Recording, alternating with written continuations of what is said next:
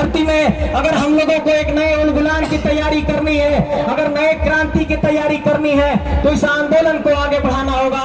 और इस मन से ये ऐलान कर रहा हूं कि ये एक नए इनकलाब का ऐलान है, ये एक नए आंदोलन का ऐलान है, ये एक नए आगाज का ऐलान है, ये एक नए क्रांति का ऐलान है। ये क्रांति अब नहीं रुकेगी, ये क्रांति गांव गांव तक जाएगी और झारखंड के तमाम गांवों में जाकर के हम आंदोलन को लेकर के जाएंगे। साथियों, कुछ और कानूनी बात करना चाहता हूं, 2-5 मिनट और लूंगा। देखिए, जो लोग ये बात कहते हैं कि झारखंड की स्थानीय नीति और नियोजन नीति की जो मांग है, वो कभी कभी लोग कहते हैं कि ये असंवैधानिक मांग है, ये झारखंड के लोग गलत मांग कर रहे हैं। उनको हम ये कहना चाहते हैं कि अगर उनमें थोड़ी भी सलाहियत और कानून की समझ होगी तो बिहार राज्य पुनर्गठन अधिनियम 2000 की धारा 85 को पढ़ लेंगे। उसमें साफ तौर पर यह लिखा हुआ है कि संयुक्त बिहार के समय का कोई भी अधिनियम, कानून, अध्यादेश झारखंड सरकार भी उसी रूप में लागू कर सकती है, सिर्फ वहां पर बिहार शब्द का इस्तेमाल कर लेगी। और 3 मार्च 1982 को जब बिहार में स्थानीय नीति बनी थी, जब हम लोग 1982 बिहार में थे, तो वही स्थानीय नीति कायम थी। तो आज आपको खतियान लागू करने में क्या दिक्कत है? आपको खतियान आधारित स्थानीय नीति लागू करनी होगी, आपको अंतिम सर्वे के आधार पर स्थानीय नीति लागू करनी होगी, आपको नियोजन नीति लागू करनी होगी। और ये जो लोग कहते हैं कि 60 और 40 की नियोजन नीति भी यहाँ झारखंडियों की मांग जायज नहीं है, हम उनको ये कहना चाहते हैं कि उनको कहिए कि संविधान का अनुच्छेद का 16(3) पढ़ेंगे, उसमें साफ तौर पर लिखा है कि राज्य जो है अपने निवासियों के लिए स्थानीय आधार पर कानून भी बना सकती है नियुक्तियों के लिए। तो ये मत सोचिए कि ये झारखंड के लोगों की मांग जायज नहीं है। अगर हमारी मांग नाजायज होती तो इतने लोग यूं ही नहीं आते। इसलिए हम ये कहना चाहते हैं कि इस आंदोलन को एक साथ दीजिए, इस आंदोलन को एक नए मुकाम पर लेकर के जाइए। ये आंदोलन चुनावी राजनीति के रास्ते सत्ता के गलियारे तक पहुंचे, ये हम चाहते हैं और ये शुभकामना देना चाहते हैं। मेरे साथियों, एक बार जोर से नारा लगाइए, जय झारखंड, जय झारखंड, जय झारखंड। क्या आप सबका इसमें साथ मिलने वाला है? किसी भी दल, राजनीतिक दल लालच प्रपंच है, उसके एजेंडा में नहीं फंसेंगे ना?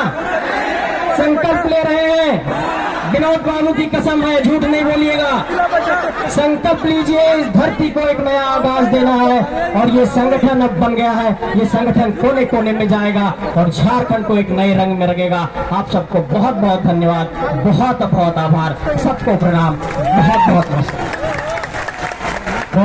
रख दिया है इस झारखंड का नवनिर्माण करने के लिए। जब हम लोगों ने झारखंड अलग राज्य का निर्माण, जब अलग राज्य का निर्माण करने के लिए हम लोगों ने कदम रखा था, उस समय मैं all Jharkhand student union AJSU किया करता था। और आज बदली परिस्थिति, मैं क्या बताऊं, आज झारखंड का जो 23 साल बीत गया, हम लोग का खून खोलता है। जब हम लोगों ने आजसू करते थे, उस समय हम लोग बोला करते थे कि हम कम हैं लेकिन बम हैं। आज से हम कम नहीं, हजारों लाखों के बीच में है। हमको आप लोग साथ दीजिए, हम झारखंड में ये परिवर्तन करके हम लोगों ने दिखाएंगे।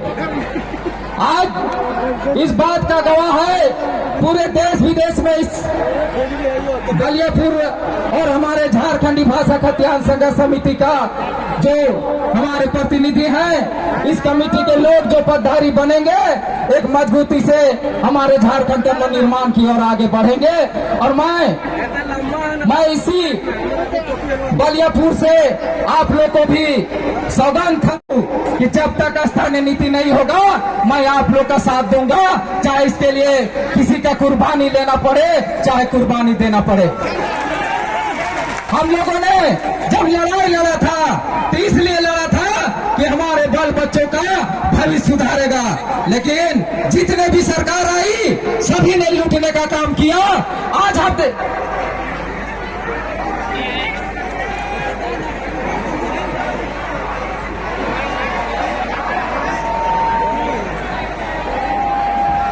लड़का किस तरफ बेहोश हुआ था, डायरेक्शन बताएंगे कोई?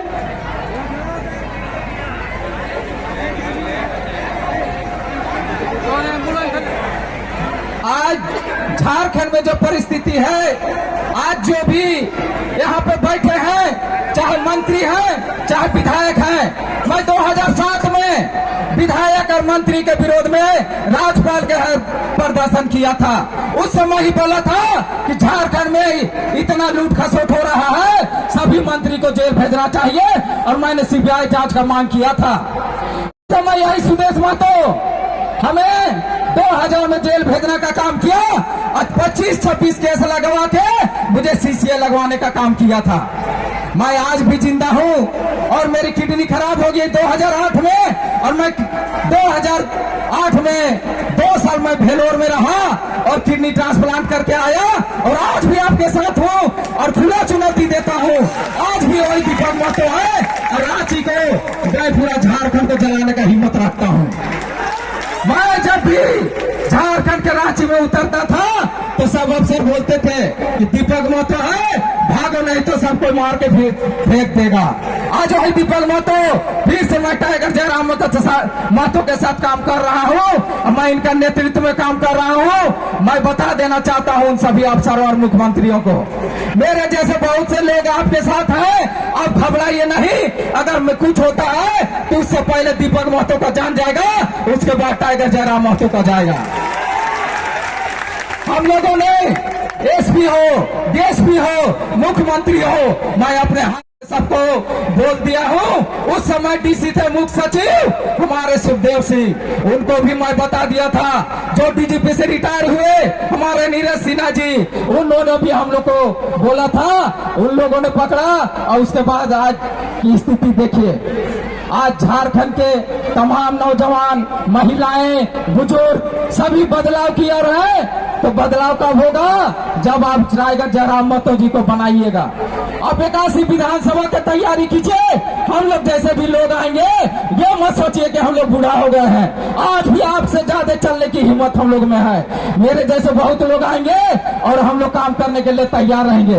और एक बात मैं और बोलना चाहूंगा, आप लोग अगर सोचते हैं कि किसी जाति विशेष का ये संगठन है, तो मैं साफ तौर से कहना चाहता हूँ, उस समय ओल्ड झारखंड स्टूडेंट यूनियन को भी बोला जाता था कि ये आदिवासियों का आंसू है। लेकिन जब कुर्मियों ने वहां जुड़ा तो झारखंड में भूचाल पैदा कर दिया। और आज मैं ये गवाह में बोलता हूँ कि मैं आदिवासी और मुसलमानों का भी जोड़ने का काम करूंगा।